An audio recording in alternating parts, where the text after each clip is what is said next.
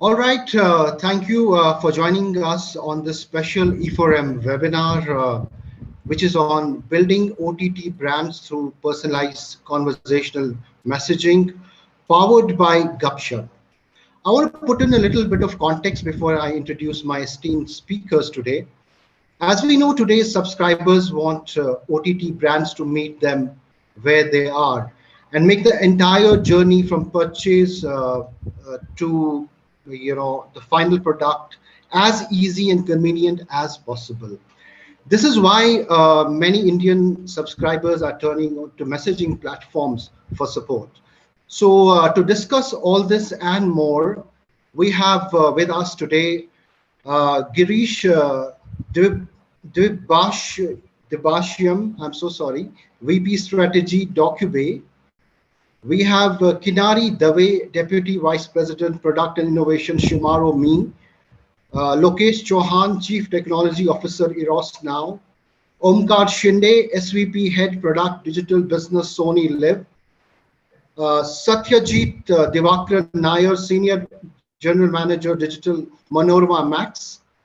We have Suryadeep Basia, CEO, Oho Gujarati. Tarun Sahni, Head of Partnerships, Global Shorts TV.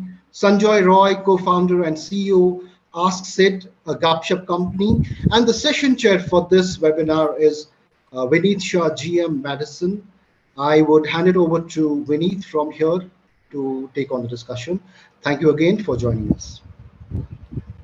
Thanks a lot, Rohil. Thank you for a quick introduction. Let me start the proceedings with the most used phrases in the last 2 years, considering it's a webinar. Firstly, am I audible? And is my screen visible? And now I guess we can start, considering we've said these 2 words, and we can proceed now. So I would first want to set some context for the audiences with a quick glimpse on the OTT culture. My panelists over here, as you rightly pointed out, Rohil, are all OTT experts. They eat, sleep, drink, and definitely breathe OTT. However, for audiences, I wish to cover what are the key contents that we'll be talking in the next 90 minutes. And this will be largely related to the OTT culture, how it began, what has been the pandemic impact on the consumption of OTT, and where it is currently standing, how it will be shaping up for the future. So I'm sure a lot of you would know, but just to kind of brush up, OTT culture began in India in 2008 with a platform called Bigflix, which was by Reliance Entertainment. And post that, soon after in 2013, there was a leap in terms of say the mainstream platforms like Hotstar, Sony Live, and Ditto TV, which is again formerly known as which is now known as a Z5, formerly known as Ditto TV, started airing GC content as a catch-up TV for a lot of users. Now, post 2016, where Jio launched, the entire ecosystem changed, considering the video consumption grew multifolds on back of the affordable data services. And with that, user behavior and a captive audience is available. Global giants like Amazon Prime Video and Netflix introduce exclusive content to Indian audiences. Say content like Sacred Games and Mirzapur, Family Man were much ahead of the curve for the Indian folks. And now OTT was much more than a catch-up TV. So today, as this revolution is forming as a mainstream media vehicle, where there are more than 45 OTT platforms in India, And it definitely, the unique users across all these platforms definitely contribute to more than half of the internet population in India. Largely, the big five contribute to the eruption of this medium. So if I have to name them, say Hotstar, Z5, Sony Live, Voot, MX Player are the big five basis the monthly active users they have, and the kind of time spent that you can see on these OTT platforms. While there are definitely a big growth in the regional content dissemination platforms as well. So platforms like Sun Next, Hoi Choi, AHA, Oho Gujarati, Manova Max rule the regional content consumption pattern also. While OTT platforms largely grew on the back of GEC content, which is nothing but your daily soaps and entertainment and sports, tentpole original content which these platforms started producing, creating, and disseminating is definitely responsible for making this wave of an OTT now into a tsunami. So while today larger viewership is led by AVOD as a format, on back of the exclusive content, one can definitely one can definitely expect the growth in SVOD business will be growing much more faster than what AVOD actually grew the business for. And there's a definite growth of 25 to 40% across multiple OTT platforms in the way content was consumed pre-pandemic and now post-pandemic. So almost 20-30% audiences have increased, and there's a definite 30% increase in the time spent as well across all these OTT platforms. And hence, there will be a lot of injection of content that is responsible for this as well. So with the original content coming in, it's also resulted in audience shifting to connected TV forms here, TV or mobile viewing. Now that is largely on back of the exclusive shows which are not there on TV, and a user wants to co-view the same way they watch TV. So I can still watch that on mobile, but if I want to watch co-view with my family or friends, connected TVs become the next big thing. While it still contributes to 10 to 12% of the internet population from a unique visitor's point of view, it is still substantially going well, and it has grown by easily 35 to 50% in the last 1 year. So it's a testimony that connected TV with the kind of original content that we have will only keep on growing in the next 2-3 years. So estimated by 2025, we can definitely expect connected TV unique users to go up to 100+ million users. Now, as we speak, there are platforms like Amazon Prime Video, or even say there are new entrants, say something like a Book My Show streams, have launched TVOD, which is nothing but a transactional video on demand as a buying currency. Now, what it does is I typically can rent the content, I can consume it, and I can move out of the platform. There is no wedlock as such that I have to buy a monthly or an annual subscription to kind of consume the content and stick to it. So that is a new form that is coming, which is evolving to the AVOD and SVOD that we've been seeing till now. Much more than that, even there have been interactive formats within OTT content consumption that has come out. So today there are interactive content pieces released on OTT, which is enhancing the overall viewing experience. I'm sure a lot of you would have seen or viewed the latest content piece, which was Ranveer Singh with Bear Grylls, and where users were given an option to select a lot of things that Ranveer Singh would do in that entire content piece, starting with what tools he carries or what roadmap he follows to his destination, or even what he eats. So this is a kind of media adoption that is definitely happening. And in future, OTT platforms may have an alternate ending to a content also. Like that can be a definite possibility where your favorite character dies in one of the endings, and you can select that he doesn't die, and there could be an alternate ending to it as well. So that is the stage where OTT platforms and the kind of tech that is enabled is moving to. I can definitely assure that this will be an exciting discussion, to know what's moving in the minds and behind the doors of these OTT houses. And with that, I would want to shoot my first question. So Omkar, this is for you. Omkar represents Sony Live, one of the big 5 OTT platforms. The question is, what as per you has led that shift in content consumption pattern on OTT pre and post pandemic? Hi everyone.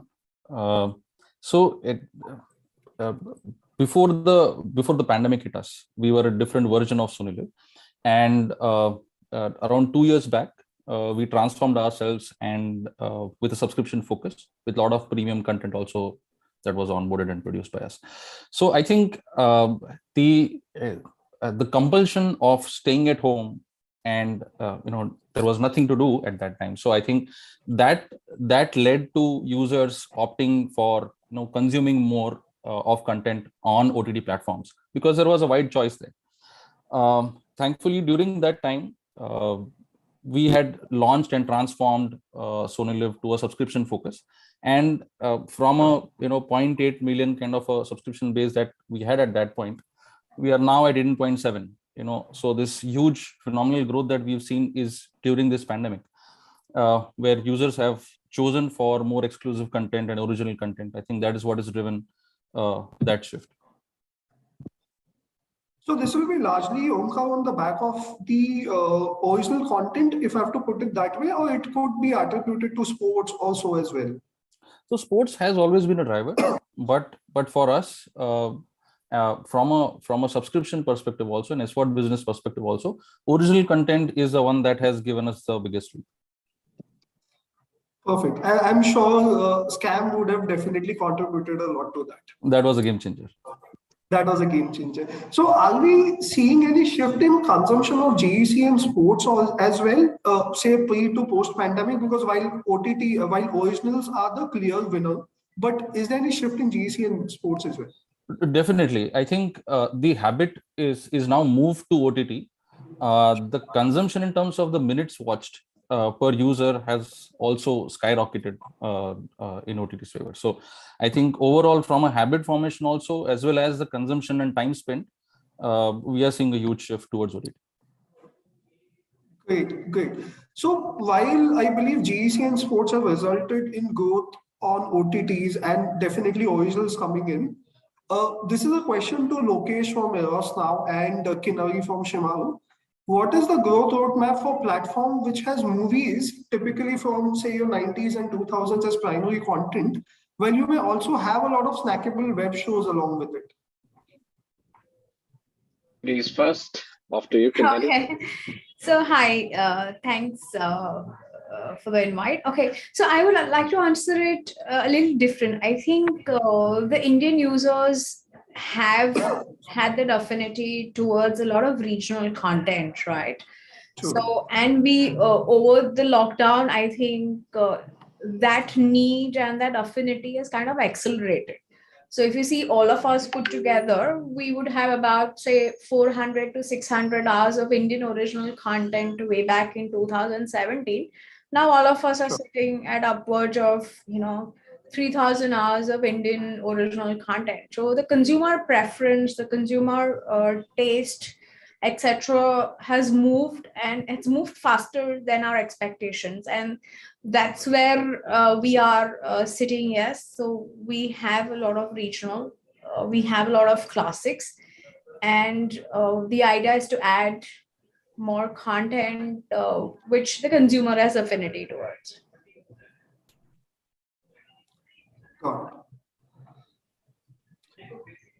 So I have a follow-up question, but I would want to hear Lokesh as well. Sure, I represented Osnow, one of the older, one of the most, what you would say, prominent across the globe OTTs from Indian context. The way I would like to answer is that we always knew there is going to be an upshift for viewership, but the pandemic accelerated it tremendously. It kind of allowed us to understand better of how consumption patterns are evolving with the flow of data that was coming in, and we have used that to invest in more web series and shows specifically to understand how we can cater to different geographies and different age groups better. Specifically, that has been the approach from start. We know that having a great library of content which has a great rewatch value is always going to be our strong point. we're not like a sport-focused OTT player. So yeah, that will not be our strength. But movies have great, what you would say, attachment for Indian diaspora, and that's where I believe we bank upon. So, Lokesh and Kinnai, if I understand it well, there is a definite mix of movies as a content that's getting consumed on the platform, as well as the snackable content that's also there. What would be a ratio between the two? If I have to understand, because again, while I understand that people want to catch up on movies, that's a definite trend, but they are still looking out for a lot of original content across multiple platforms. So is the hunt of coming and watching new content on the platform driving more users, or is the movies that you have is driving more users? So I think, as if I have to answer on behalf of Shamaru, for us, the way we are present or the way our offering is present, we have both kinds of users, right? So we have the classics catalog, etc. We do Bollywood premieres as well. Like until last year, we promised one new movie every week, right? So we have those global audiences, funneling down to us, and our focus for last year has been Gujarati, and in which we released original content. So that diaspora of customers, or that cohorts of customers, is coming to us for more exciting new age content in that genre specific. So we've kept our regional strategy in focus. We've grown Gujarati over a year and a half, and you'll see us growing more such language verticals going further, both with movies and original content, I would say. So it is an equal mix for us. I concur with Kinnari. The fact of the matter is, in certain parts of the world, we see more affinity for original shows, while others show more, what you would say, repeat watch intent for movies. So invest in both.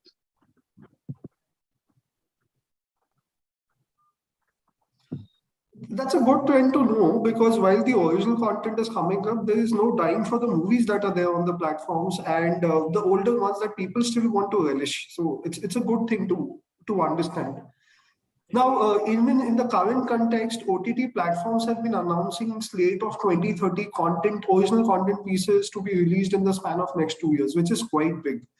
Easily 1-2 pieces of content every month, which is even say at times much more than a new movie coming in. So this is again a question to Omkar, that is India finally ready to pay for content in a larger sense, considering people, as in the slate of content that is coming out, it's all going to be behind the paywall. So we are seeing a very positive trend. UPI launched sometime in 2016. And since then, it's only growing. I think in the last 2 years, it has grown even faster. So even from our, the subscriptions and the subscriber numbers that I mentioned earlier, I think while it is still from a India scale perspective, it's at a nascent stage, but I think it's growing very fast. So users' willingness or intent to pay for content is definitely on the rise. So as I initially pointed out, that the wave will become a tsunami with the original contents, and that's how you as one of the big five guys would be thinking of. Absolutely, and that's where our investments are also. So I think the big drivers for us are our original and exclusive content and sports. So I think in both those areas, we are focusing on.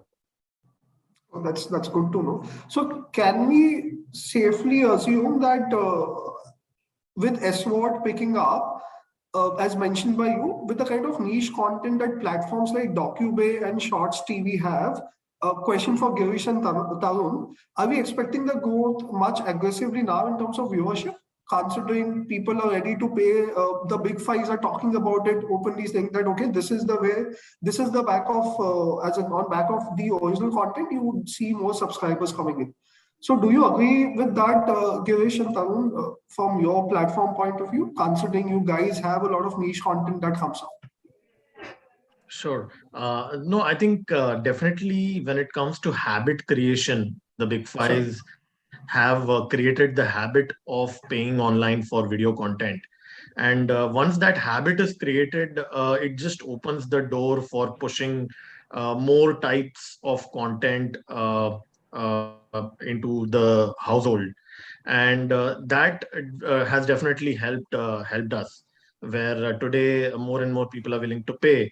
And the other thing that probably has worked is that while most of the platforms, the big five, are focusing on fiction content primarily, and fiction originals, and somewhere in the last 2 to 3 years, we have seen that a lot of customers are now they are feeling some fatigue with the homogeneous nature of some of the web series, that it's the same. I mean, some of them are on similar topics, and they want something fresh and new. And I think somewhere a platform like Docubay has created a space for itself, that for those who want to try out something different from the homogeneous fiction content, they have a choice. So I think habit creation, definitely it has helped, and we are offering something different, utilizing that habit. So it's worked for us.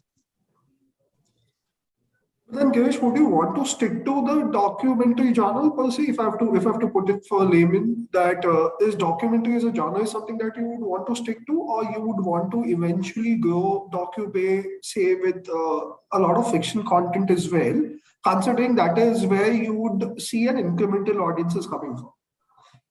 Oh, no, actually, absolutely. We are going to focus just on factual entertainment and non-fiction in the foreseeable future. That's the whole premise of our platform. And see, just to give you an idea about the addressable market, see, out of the entire video viewing audience in a country like India, almost 80 to 90% of internet users consume factual entertainment in some form or on another. I mean, YouTube has been the driver of factual entertainment or non-fiction content till now. And the demand for premium non-fiction content is only increasing day by day. And we want to be there in that space, because we are actually owning that space, in a sense that a curated premium non-fiction content is something that is where we have a first mover advantage, and we want to leverage that strength. So we want to play to our strength, and even our network, Intent Media, we have a history with non-fiction, and we want to leverage that as well. Then there'll be a certain growth in terms of the number of content pieces that you were putting possibly, say, last year versus the way you would want to plan it for the next couple of years. I'm sure you would be thinking to scale that up. Absolutely. We are planning to double down our, we have already, in fact, initiated that process. Compared to the type number of video assets that we had last year, this year we are on track to actually double that number. And in fact, to be honest, we don't have any other option than the amount of users that are coming in and latching onto the service. It's like, cannon fodder. You need to constantly give keep on adding new and new content to acquire new customers. True. Tarun, what would be your point of view in terms of how the niche content is getting consumed? Does that sound good news for you? And does the growth look aggressive for you as well? Absolutely. When we launched in the fall of 2018, we never thought, we entered India with absolutely zero expectations. We didn't know how the market is going to pan for us, but we always knew that if we were to offer content which is kind of slightly different, there's definitely a market. India as a market has grown tremendously for us. And we were pleasantly surprised in the first month of launch that the number of people actually started subscribing to the service. It has changed considerably, the whole matrix post-pandemic, because people have started valuing their time more. As they're spending more time working from home, the thin line of difference between working and not working has kind of faded away. And hence, short format content has fitted in very nicely. You would like to just turn yourself off, quench your entertainment thirst, and get back to work. And that's where, our content has fitted in very, very well, because people were pleasantly surprised that you can watch a great short, an Oscar-winning short, in 10, 12 minutes, and then get back to your work, your day, and whatever else you want to do. This kind of format also works very well with pretty much all screen types, whether you're watching it on a mobile or on television. So I think I would say worldwide, there have been a massive surge when it comes to short format content. Even when we take the biggies like the YouTube and all that, they have now, have a dedicated section for shorts. It's another thing that they took our logo, and we are having a lawsuit against Google. But it's been an exciting journey so far as the Asian subcontinent is concerned, and it's only going to grow. Certainly. So one question for you, Tarun, that I kind of picked up from what you were saying is, after the shorts came in India in 2018, it has definitely kind of grabbed a lot of eyeballs and subscriptions too. So what would be the discovery journey for a user to know about shorts TV largely? I'll tell you from where I'm coming is, for the big five and say Shamarus of the world or Manoramas of the world, there's definitely either a production house or possibly say a new print giant backing them. All the big fives definitely are in the eyes of public. But for shorts TV, what could be that point where a user discovers short TV, and that could be like a good eye opener for a lot of users who wants to consume content, but they possibly have already exhausted the current platforms and they don't know what next to do? I must say, Vinny, very, very good question. Okay. One is that, since we are not in the big league, we do not have, I would say, the marketing dollars to kind of reach out to a much more wider audience. But I would like, before I start, I would just like to share a very interesting piece of stats, where that if you see 98% of the films or pieces of content which are produced every year come from the indie filmmakers. Okay. Unfortunately, these filmmakers do not have the platform to showcase their products. Yes, there is YouTube, there are plenty of other platforms available, but discoverability always remains an issue. No one is actually taking out this content and then showing people that this is what we're doing. For us, what's happened that we have given these indie filmmakers a platform to showcase their products, and now they have become our, they have become a face of the brand. Because as we get their films on board, they use their own marketing, their own social handles to start promoting the content. Another interesting aspect is that we are in the process of creating a community, because that is very, very important. One, since this whole webinar is about how can we personalize for I think the most important thing is to start with personalized recommendations, and these filmmakers are really playing a very, very important role in doing that, because they then reach out to their friends, family, and everybody then comes together. And as they come, that's where discovery happens for us. So this had been an interesting part of the journey for us worldwide, I would say. That's a great cue. So can I safely assume that the connected TV consumption for, say, platforms like DocuWin, Shorts TV would be much more higher than your normal OTTs, considering the kind of content that's getting consumed is still slightly niche and premium. Say for a normal OTT, and possibly an Omkar can confirm on that, but the kind of OTT viewership is in the range of 8 to 12%. Give or take, it could be a bit higher or lower for a few platforms. But what would it be like for, say, a DocuWin, Shorts TV?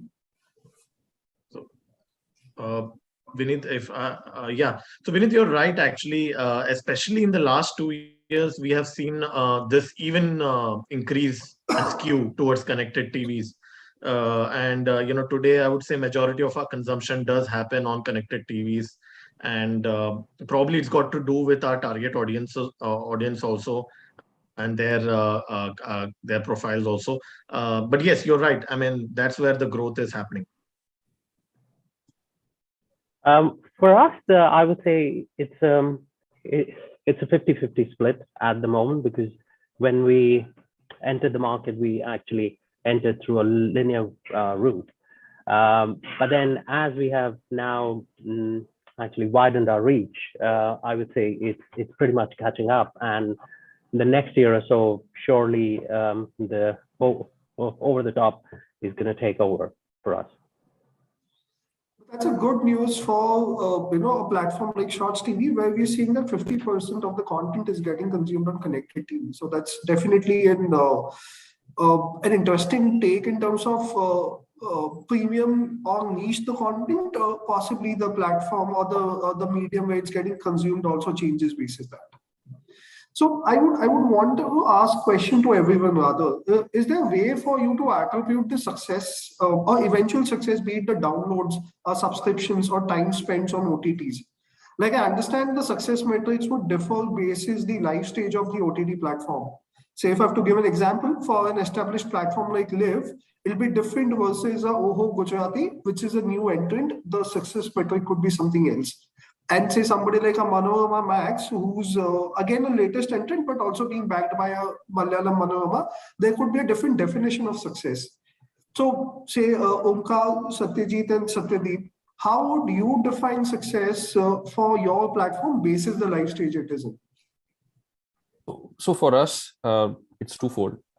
It's viewing users is one metric that definitely means success, and the other is video views, obviously. So that's the currency.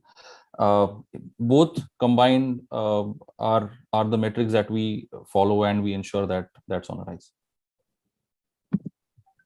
That's great. So Omkar, one question is, in that case, while viewership and unique visitors is something that you would be measuring success at, is time spent an important metrics for you? Because now that you're on Big Five, you know that you've penetrated the OTT consuming audiences to a great extent.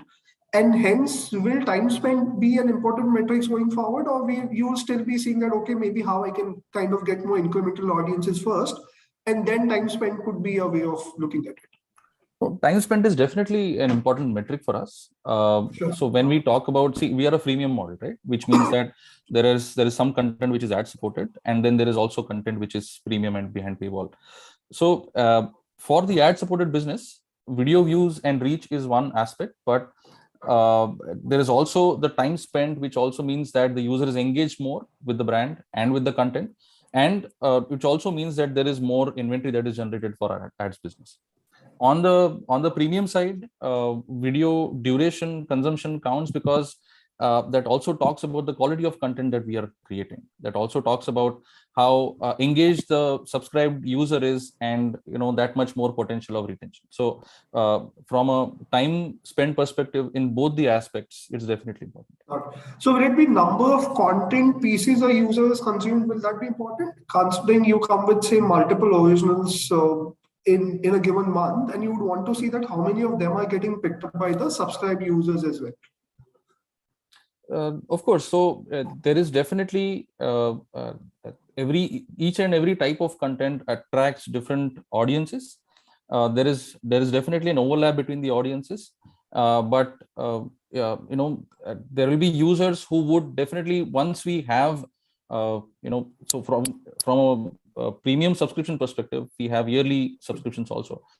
So you will see that those users, even monthly subscribers, would come and consume various different types of content, originals. And then we also try to cross-pollinate between the other content that we have on the platform. But there is definitely repeat consumption that happens across different genres of content. So how that would be for Suryadeep in terms of Oho Gujarati? It's a new latest entrant, if I have to say, amongst the platforms, but definitely has like a rich regional content that is out there. Hey, Vinny. So yes, it's just been a year since we launched. So I think we're the new kid on the block, if you could say that. For us, of course, as for any SWOT platform, the final metric is subscriptions. But at this moment, honestly, what we would want to concentrate on is content reach and time spent on the platform. Those are two metrics we are monitoring closely, which eventually would, decrease our churn and increase subscription in the long run. But right now we are completely concentrating on content reach and time spent on the platform, stickiness. Got it. And for you, Satyajit, how you would look at, say, Malayalam Manorama backing you in a way that people, there's already a credibility built, and then how it's getting translated to, people coming to your platform, and is that the measure of success for you? Yeah, so for Manorama Max, we have content coming in. I mean, we have users coming in to watch the news content. There are users coming in to watch the entertainment content of the entertainment channel Marvel Manorama. And there is also a group of viewers who come in to watch the web series that we have created originally for the Manorama Max viewers. Initially, there was not much of traction between these different viewers. Our success right now is on engaging these viewers internally so that a viewer coming in to watch a news content is also offered the cinema and the entertainment content on Marvel Manorama, and also the web series that we have. And we are, if we are able to engage him, that is the measure of success at this point in time for us. So, General, I can safely assume that what you're still saying is, even for somebody who's as large as Sony Live, to a newest entrant, reach all, say, unique visitors on the platform would always be the #1 goal. And then we can look at, say, either time spent or the number of content pieces a user has picked would be secondary. So reach is definitely going to be that first measure of success. Now, there's a question on, because considering we were also talking about how regional content is getting consumed or news are getting consumed, this is a question to Satyajit and Kinnavi, that what kind of regional content do we have compared to the big fives or the pan-India OTT has? And is it a matter of concern, or we are still confident that the content that we have, regional content that we have, is still strong enough to kind of create its own foothold? We have always marketed ourselves as the #1 Malayalam OTT platform. So we are proud of the fact that we are just Malayalam content, because we are able to bring in the richness of the Malayalam content that is already here. We are not dependent on the kind of content that is created outside the Malayalam universe. So, and most of the users are not so familiar with the content outside Kerala. While they might be watching some of the other OTT platforms and they're getting engaged with it, we are quite happy engaging with them with the content we have. And we are encouraging users from other geographies also to come in and watch by putting in subtitles and stuff like that, so that there is more content consumption of original Malayalam content. We are not getting lost into an array of content boxed as a large Indian OTT platform. We are much happier showcasing all the content we have as a Malayalam only OTT platform. So do you keep a track of the length and breadth of content that the other OTTs have? Because why I'm asking this is, yes, we do. Okay, I'm sure, so that will be one of the bone of contentions of kind of upping your game in terms of more content coming on the platform.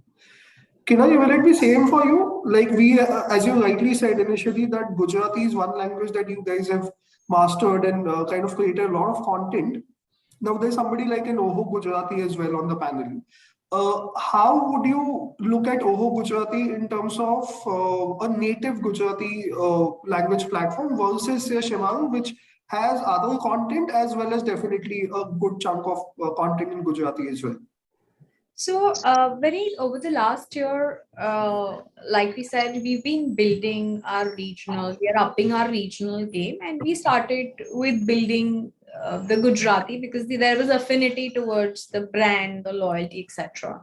So today I can fairly say that the amount of number of hours that we have on Gujarati catalog on Shemaru, me as a platform cannot be competed by even an Amazon or a Netflix or the other big five that we are talking. right? So we are entering regional, we are making sure we have the right to win, and we win that regional game at the end of, from start to finish, because all of us know from numbers like, every subscriber today has about 2.4 to 2.5 OTTs, that's the ratio. Absolutely. So of course, what we are looking at is, okay, there will be a big 5 before us, but then there's that 1.4 that we want to fit into, right? And that's the matrix we are targeting, and going there to achieve and acquiring that consumer. So for Soyadeep, again, as Kinnari said, that while there could be, say, Amazons of the world and say Sony Lives of the world who are creating a lot of content, and say regional content would also be a part, but not like a mainstay for them. So for you, considering that you are largely confined to Gujarati audiences, what would be a growth roadmap for you, and how would you say, look at Shemaru creating a lot of Gujarati content and possibly being a part of that 1.4, 1.5 OTTs that they're talking about?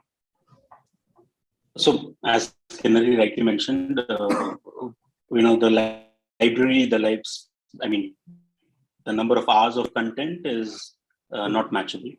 But where we are concentrating is the number of originals we release. So in the last 12 months, we have done about 2 originals, and that we feel is to concentrate on that.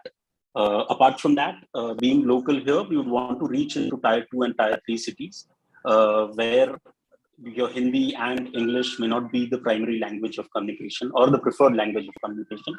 And that is where we would want to reach. So yeah, it is original content and reach into Tier 3 cities. Perfect. So Soyadeep, as you rightly touched upon something which is, how a penetration can go in Tier 2, Tier 3 cities, which also increases, a user base for a regional platform. Plus, it helps you to kind of disseminate content which is more closer to the audiences in these markets.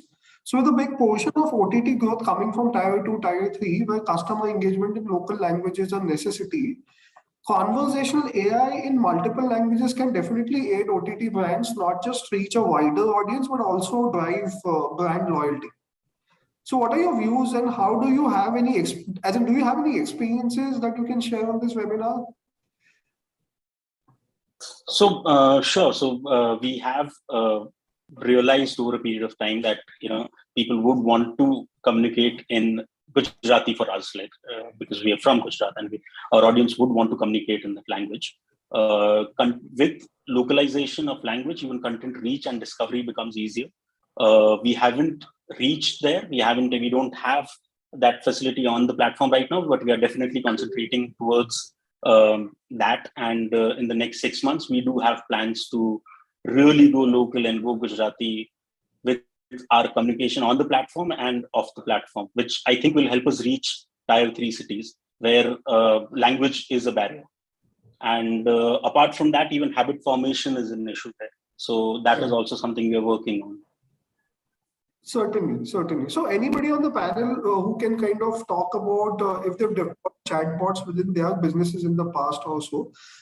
Reason being, it only feeds in as an inspiration for platforms like OHO Gujarati in terms of what is the best way to approach it. So we've done a bit of efforts of building one, trying to explore a way to build conversational paths, specifically around support and discovery pieces. But I don't believe that the success metric that we defined was the most appropriate one. It was more to understand how this can be utilized by a user rather than making it an offering to the end user as of now. Okay. Because what I believe understanding the idea of how to go about doing things rather than making it a product ready for now. True. I would just so Vinita, no, please. Oh, thanks. So I just want to add here is, and I think it sort of holds true much more in our domain because the kind of content that we offer, and it's sort of niche. So of course we do not everybody is our target audience, but here formation of tools like this make a huge amount of difference. And just at the expense of repeating myself, for us, I would say community building has been now our number one KRA in terms of, because we want to build a community of film buffs, people who actually identify with great filmmaking and who also feel that there is a filmmaker in themselves. And as you see that, when we look at the example of YouTube, the amount of original content which is being created, so obviously it doesn't need any rocket science for you to start creating content, but we just want to give people a platform to sort of start discussing what they feel about a certain kind of film, and that gives a filmmaker a lot of encouragement. We are at the moment building a platform where our users would be able to interact through our app live while they're watching the film. If they want to show their token of appreciation to a filmmaker, they can actually support the filmmaker, either donate if the film is for a cause, or maybe just show a token of appreciation to the filmmaker. So I suppose this is that's where we are kind of it's kind of we are pushing it as Film 3 or Web3, where it gets even more interactive. Back in May this year, we actually launched our own community, which is called the Shorties, which was at the Cannes Film Festival. And it's all about building that community, giving filmmakers as well as viewers a platform where they can come and interact. And then that itself is going to give brands an additional window to monetize and give their viewers more power. Absolutely. That's a great used case, because it is not just consumer forward, but it is also kind of as in, it's not from an experiential point of view, but it also drives business at the end of it. So we recently deployed a workflow on WhatsApp, and what we've been seeing as a result is most of the users preferred channel to reach out to us has now become WhatsApp. So there are two things. It is transactional in nature and it is consumption led. So of course, while we're trying to bring into the platform increased stickiness, again, WhatsApp has become the medium for us. But there is that thin line on conversational, because of the typing skills of our users, our general language skills, the conversational, the AI-driven conversational can reach up to an X point, after which we do require a lot of human back-end support to handhold all of these, because even the queries, etc. So I think until in India, conversational AI is not voice-driven, I think India is a long way. For most of the countries outside India, conversational AI on basis of written communication has done wonderfully. We've not been able to replicate that in India for sure, but I think a solution around voice-led conversational AI is something which will propel this vertical for us. It's a very brilliant observation, where written text can only do something, it can't go beyond a certain point. And especially in India, where considering there are so many languages, it will be very difficult. Like in the countries abroad, English largely, or say European countries would have their own languages, but within India per se, you would have so many languages, so it will be difficult to build a conversational AI which has a feed in as a voice. So Sanjay, you would want to throw some light in terms of how this could be done, how we possibly can leverage it through a voice as a medium as well? Yeah, certainly. So first of all, I'm fascinated so far with the conversation, just learning so much about the OTT industry. I represent OTT more from a consumer standpoint, but I think to answer your question, I think the observation of Kinari is spot on. But like any space, right? Things evolve, right? And things only get better and better. Now, because we are on the language piece currently, so I think, at the back end, I mean, teaching a machine a language is hard, right? For us humans only, if I have to pick up, I am a Bengali. If I have to pick up Gujarati, it will be hard, right? Now, think of doing this for a machine. It is a hard problem that the technology guys like us are trying to solve. But the good news is that things have been evolving, and they are evolving at a very, very rapid pace. So till maybe 2 years back, the way AI used to handle this language problem was all about doing translation. So let's say someone sends a message, whether it's text or voice, in a local language, let's say Gujarati. The first thing it will do is it will translate Gujarati to English, because traditionally English models are the best, right? Easier to It's easier to understand, and there is a lot of data available, right? Yeah, Wikipedia is all in English, right? Do we have a Wikipedia translated in Gujarati, in Malayalam, in Bengali? The answer is no, and that's where the training data comes in, right? So 2 years back, that was the de facto model, right, where the thing first gets translated to English, then the interpretation happens, and then it's again translated back into the original language and thrown back to the user. The good news is that there has been a tremendous amount of investments from governments, educational institutes, and the like. So today we have language models which are natively trained on the local languages. And especially for the Indian languages, things have moved quite fast. It is not there yet, probably, like, many of us already agree to it. But between 2 years back and now, there has been a significant movement, and it's only going to get better. And the more businesses adopt this solution, because there is always a human fallback option. I think, Kinari, you mentioned it just now, right? That and that is how it will probably be for some more time. But with that fallback option, more and more we see businesses adopt these solutions. The quality of the experience on the language side will also get better. Yeah, just to add, for example, we built conversational models while I was working with Hungama, largely deployed on the Alexa platform, where we did that both for English and Hindi. And at that point, we've been closely working with Lex, which is the backend of Alexa, closely working with their teams in Seattle. I think, but the amount of training and data that was fed into Lex was phenomenal at that point in time.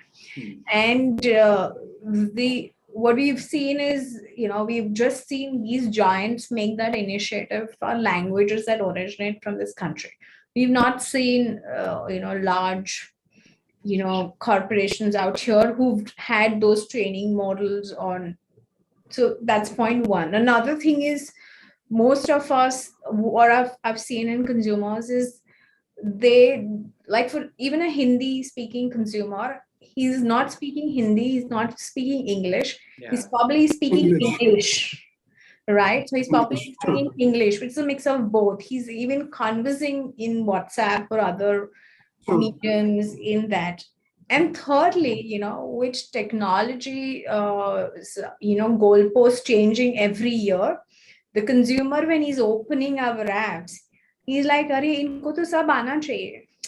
So the perception of the consumer is technology is advanced to so much level that we should just understand. And that's the fear that holds us back on saying, is it ready to give it out to the consumer? Because the consumer's expectations are top notch when it comes to that's the where entertainment vertical. Their expectations are top notch. Absolutely. And I mean, at the end of the day, that's where I keep coming back and telling my clients, Kinari, that it's important to choose the use case. Right? Which use case do you want to deploy these solutions in, and where you do not want to? right? So think of, a simple use case. We are talking about big volume numbers of all of your businesses going up, pandemic led, etc. I'm sure the support calls have also gone up with maybe very simple things like, hey, I want to renew my subscription. I mean, I was myself had this trouble, and it was so hard to reach out to my OTT choice, platform of choice, to just get this subscription thing fixed, right? Now, those be the use cases where you start off with, right? And again, one of our customers, without naming them, had a very simple use case was, my call volumes in the call center. If my agents are busy, can I deflect those calls to WhatsApp, where I move the customer from the phone to WhatsApp? And I think we all agree that in India, WhatsApp is the de facto channel, where your agents are probably able to handle 100 customers or maybe 20 customers at the same shot. Right. So choosing the use case is, I think, where we need to figure out, and you will choose it for yourself. At the same time, this medium, WhatsApp, hasn't reached economies of scale when it comes to pricing, right? If I have to do it on other platforms, etc., and I need to deflect large volumes to that, say notifications evolved, and the amount of money that I spend on notification has drastically come down over, say, a decade. Okay. But WhatsApp is not there, So then for a banking or a transactional led universe, it is much, the ROI is very huge.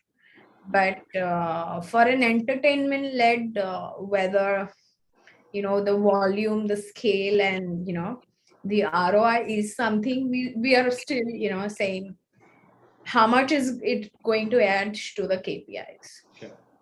So can we say that it possibly is still far away from replacing a person who's at a call center answering your query versus this conversational AI? It could be on the platform, it could be on WhatsApp, but still resolves your problem in the same way, maybe more comfortable way, because then you as a consumer will still have an option to even possibly raise a query in the midnight and it gets solved, versus a call center person or a support team would only work in the working hours.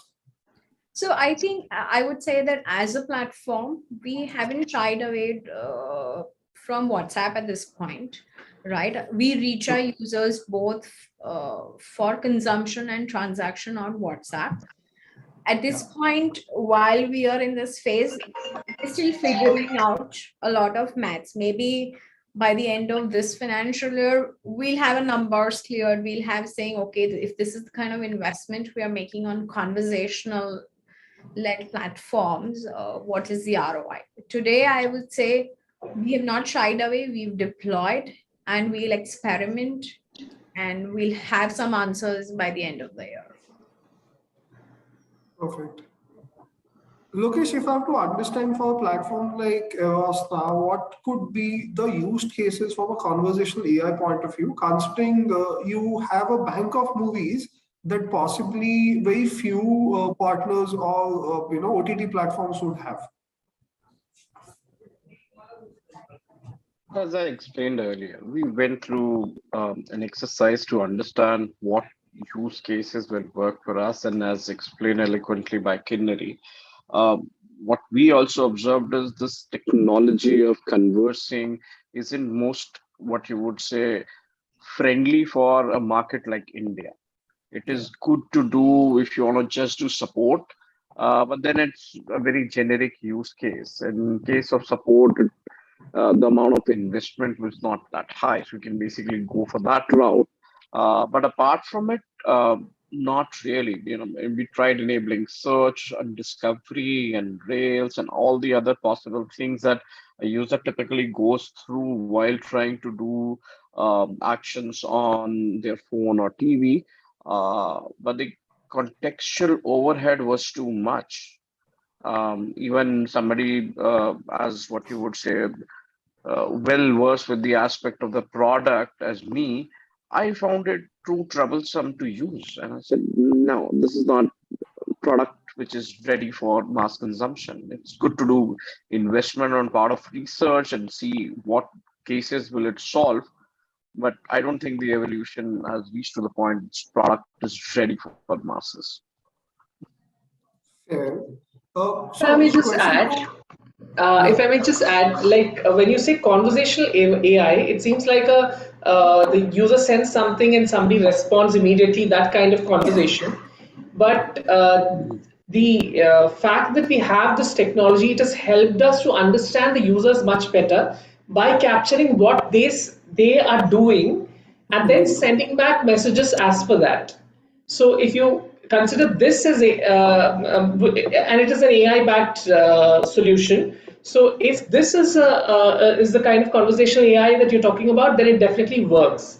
Because today we send notifications to different users depending on how they are interacting with the content, and to get them back to watch some new content that is on and everything. Based on this totally, and we have a platform partner who does it. But if this is the way it has to be done, then it is definitely working, because we are able to push one-sided Malayalam messages and English text to them, which is worded correctly, and they get it, they understand it, and they respond. If that is the way it needs to work, yeah, it is already working for us. But otherwise, yeah, like most of the panelists have been sharing, it doesn't make sense on a conversational basis and a day-to-day kind of scenario. So I'll just Can I jump in? Sorry, please. Okay. Yeah. No, so we also like what Kindari mentioned. We also have tried. We also implemented a WhatsApp workflow for in a conversational fashion, chatbot. As of now, the use cases are mostly support related. But what we are definitely doing is, having a marketing angle to it, which means that we'll be marketing use cases to a ready user base, and we can tap into that. Plus, we will have discovery and e-commerce also, if we that's something that we are planning. So some of those use cases are also in our roadmap to be supported in a conversational format. And I personally believe that there is a lot of potential in that medium, where you immediately are able to respond to the user and personalize it for that user's choice. So content discovery is definitely an important aspect for OTT platform, which has wide array of content. So it could be in terms of genres that a person would want to see, versus a language a person would want to see, or maybe it could also be a starting point would be the kind of content. It could be a GEC show, it could be a sporting event versus an original on OTT. You definitely can start that conversation on with the conversational AI, and then it can lead to an eventual content discovery that a person would not do possibly a manual in a manual approach. So Girish, would a conversational AI work in a similar way for you, where we're still talking about a slightly more evolved audiences? A question to Tarun as well, from a discovery point of view. Yeah, I mean, see, ultimately, your previous, I mean, we've heard a lot about the challenges of conversational messaging over the last 20 minutes or 25 minutes, and I think there are a lot of opportunities as well. And just to put some color and context to what I'm going to share is that your earlier question, that what are the best metrics for OTT platforms. So I would say for any platform, the churn rate, which I think is a very important metrics. Low churn rate is very important, especially for SWOT platforms, and especially for platforms which have been there for 2 to 3 years, and now they have a significant subscriber base, but they want to also ensure that they renew. So to keep a good, very less churn rate, the average watch time needs to be high. The engagement needs to be high. And for that, the customers need to be attended to in a very prompt manner. And that brings us to the advantages of deployment of conversational messaging. And in fact, we use a solution from one of the sponsor of this webinar. And we've been using that for quite some time now. And I'm happy to share that almost 60% of our customer support queries are now self-resolved by the users after the deployment of the tool. And if for a platform like Docubay, if which is a vertical OTT and which caters to a broad segment, but still not the it doesn't have the scale of that of a big five.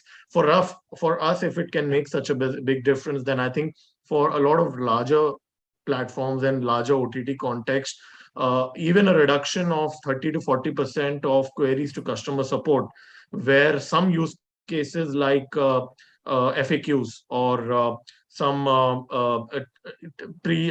some technical support related questions, or some maybe promo code redemption related questions, or some payment related issues. If a customer can self-serve himself a resolution, that really helps a lot to reduce costs of manpower of people manning customer support, and that also increases the turnaround time. So I mean, 24/7 you're available.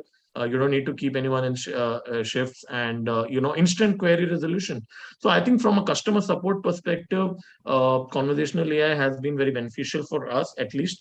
And from a marketing and push perspective, I mean, personally, it's just my opinion. I personally find it a bit too pushy to send messages, because currently SMS has been spammed a lot. I mean, we all receive hundreds of SMSs every day, and we don't want that to happen on WhatsApp and Instagram and Telegram as well. So I think I would be very cautious as a brand to push stuff through conversational messaging, but I would definitely want to resolve the queries of my customers through this medium. Perfect. I would like to add here is that while I echo whatever Girish just said, I mean, surely when it comes to support, conversational AI plays a huge amount of role. But I think, the main difference between OTT and linear TV is OTT is very, I would say, first person led. It's very personal. It's very personal. Linear is a very, very passive, and I'm sure, we're not getting into a debate here with this, but the reason I'm using this because it actually gives you an opportunity to reach out to each and every subscriber, address them with their first name, and then start, and this can then help you with offering personalized recommendations. It can also then help you to reduce the churn, because then you can, start pushing personalized offers, which would then help you for retention as well as upselling as well, because you know exactly what your subscriber have been watching, how much they're watching. Perhaps they watch this, and then we need to add this to it, and that is going to play a huge amount of role. I understand that technology only can take you to a certain extent, but it's evolving. It's evolving on a daily basis, and I guess we would reach a stage where it's going to be hand in hand, and perhaps we can deploy our resources somewhere where we don't need to personally answer queries. So I think people like to be addressed as first person. So it would be great if somebody just send me a message and say, hey Taryn, this is great, good to see you this morning. I hope you enjoyed watching the Oscar shot last night. And then that kind of makes people connect to the brand, and that is going to play a huge, massive role. Certainly, that's a definitely valid point, where it also adds to the user experience, not just on the back of the content, but also on the back of the service that's being provided additionally to the users.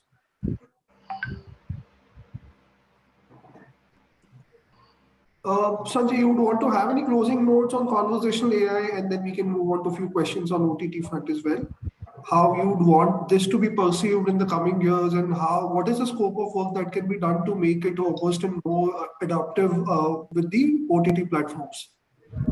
Yeah, so I think I'll probably add 2 points here. I totally totally echo these sentiments expressed. So one is, I think it is proven that conversational AI adds immense value on the customer support side, right? So, and that's a big piece of the OTT business, especially with rising users, and giving them that experience and the personalized attention. I think where it needs to evolve, and that is what we, coming from the technology industry, we work every day, day in, day out, is I think to address some of the points which Lokesh talked about, right? That, at the end of the day, it's about understanding the end user and making sure that you are, you are able to understand not just the end user and the preference, but also the context in which the user is interacting with you, and then give relevant answers. I think the good part is that, as every tech industry, we are slowly seeing verticalization emerging as well. So, we, at least in Gupshup and some of the industry trends that we see is within conversational AI, you are seeing the emergence of vertical specific solutions emerging, which means that there would be AI models, which is first trained on the language, let's say Gujarati. But then, the next level of intelligence comes from the same model is now aware of the OTT domain as well, right? So when you talk about a piece of content, what are those relevant attributes of that content, which a customer will typically talk about? The AI model is trying to understand, knows before, and then is able to understand the context and give relevant response. So again, it's not there yet in the shape and form we all want it to, but I think Tarun mentioned that technology is changing every day, and sooner than later you will have those solutions as well. So helping enterprises on the revenue side would be what you would start seeing, in a big way going forward. Amazing. So one of the questions to Omkar, this is again coming back to the OTT in the truest form. How do we look at TVOD as a buying model? Will it be parallel to theatrical release in times to come? That's something that's already been experimented by few movies, and it looks like a way forward, at least from an early access for a movie on an OTT platform. But in years to come, do you see Sony Live per se indulging in TVOD as a buying format? And at an overall OTT level, do you feel renting would be like a big business shift that happens? So from an industry perspective, yes, there are several OTT platforms that are using the TVOD model, and Sony Live in its previous avatar was also using that model. But in the current space that we are, I don't think that the economics works for us in terms of the acquisition cost of the content, the user acquisition cost. So it's better to retain that user for a longer period with a subscription instead of having a one-time purchase and a one-time consumption from that sense. So if you are in a TVOD model, then you will continuously need some or the other title to be acquired, and you retain that user in that fashion. So for us, as of now, it's subscription model that really works for us. Yes, it really works for us from an OTT, from a web series and original perspective. Also, that really makes sense to retain that user for a longer period. But never say never. Probably sometime later down the line, we could experiment with TVOD. Certainly. So, question to Lokesh, considering, there are a lot of, so YouTube was the first platform which actually came with movies on rent, and then, say, a few other platforms also latched it up. Now, considering Eros as a platform has a lot of movies already there, do you want to explore renting as one of the mediums, or then subscription is only way out for you? Okay, Eros has been in the business for far longer than most of the guys. I can tell you that we started off as an India broad renting the movies digitally model. So we did that way back in 2012, 13, 14 sort of a phase. And that is what basically culminated into the idea of bringing this as an SVOD service. We are aware that SVOD as a platform has a much more, what you would say, friction-free approach for users. India indulging in payment on a whole, I come from creating a payments backend background. I can tell you it's very tough. Engaging with people and payment problems in India on a whole, you would rather be, better off getting them a nominal subscription, which is recurring without their actions involved.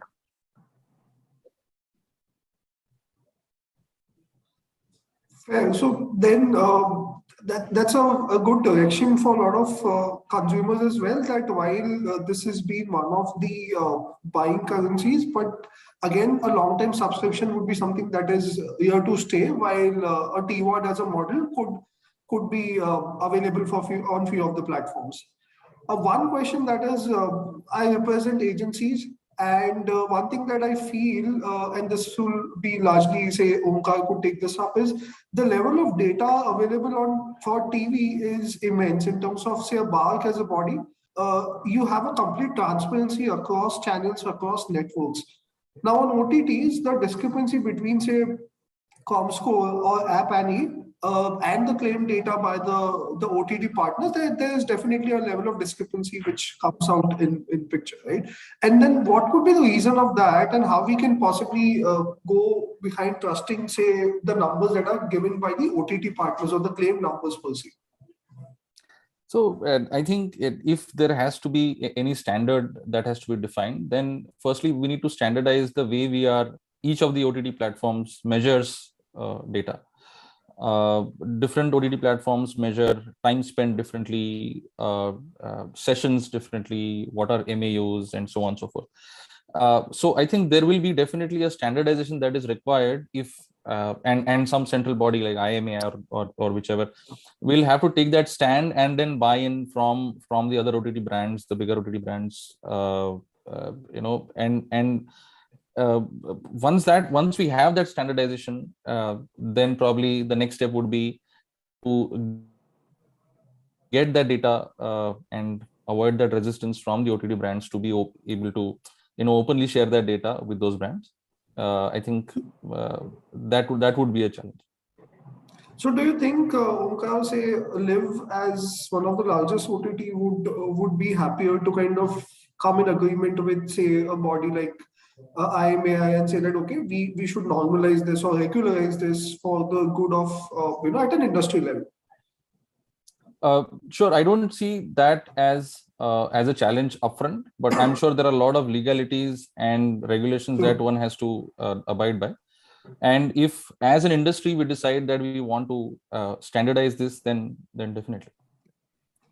I guess BARC had also started a discussion on Yes. eCam coming in picture, but that didn't take off the way it was expected. Hence, that would have standardized a lot of things within the OTT space. Yes. So it was amazing discussing with this panel, largely giving a good insight in terms of how OTT business has turned up post-pandemic, what are the nuances and how possibly we can look this to take off in the years to come. So I believe that three takeaways that I would largely take from this discussion is the SWOT business will largely go on the back of the OTT originals. So that's one definite roadmap for the OTT platforms. If they have to grow their subscription, original content would be a definite bet that they can look at. Second is, from a regional point of view, regional content partners are confident enough, and that is definitely, that comes out that regional content will be strongly consumed by tier 2, tier 3 audiences than, say, a Hindi content or, say, a pan-India content. So there's definitely a room and headspace for the regional OTTs to kind of grow within the ecosystem. And third is, as we largely discussed on the conversational AI, while definitely there are a few use cases in English and for the evolved audiences, definitely a case that Satyajit called out from a Malayalam audience point of view. But largely, if we have to make this as a success at a regional language level point of view, there is a roadmap and a definite work that is charted out for the tech partners, how they can kind of make this and enable a conversational AI, not just in English, but across languages to enhance the user experience. Closing, define, this is for all the speakers over here, define the journey of OTT in one word till now, and what do you see OTT becoming in next 5 years? 2 words from each of you. I think it's personal entertainment. I think I would, the 2 words would be personal and entertainment. Sure. I think till now, the journey has so far been scale, right? All of us have seen humongous scale over the past, the day Geo launched in this country. And going further, I think I would second, Omkar saying it is personalized entertainment. I'll go next. I would use 2 words as enriching the journey. And for the future, I would say it will become essential. Brilliant. I would like to use 4 words. The future is here. Absolutely. Absolutely. I would say more power to the customer and the viewer. Fair, fair. Viewer can never be out of the scheme of things, so I get the context. Sure. I would say focus on high engagement. I think it's all about the 2-way engagement. Perfect. Awesome, For folks. us- So, yeah, sorry. Yeah, for us, it has been for the journey so far has been personalized entertainment. The future is regional. Certainly.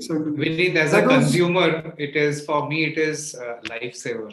I can't imagine pandemic without the OTT being available. Yeah. Oh my God. Thank you, guys. So big round of applause for all these folks over here.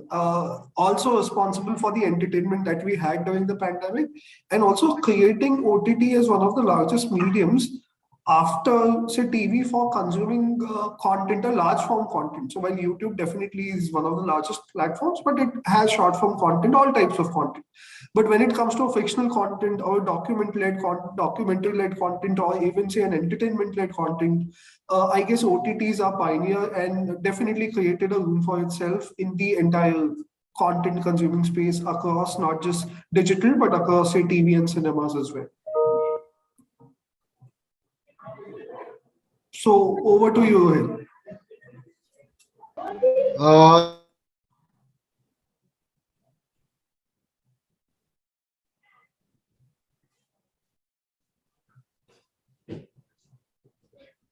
Thank you. Sorry, if you can hear me, all of you. Yes, thank you, Keith, and for summing it up so beautifully and for moderating it.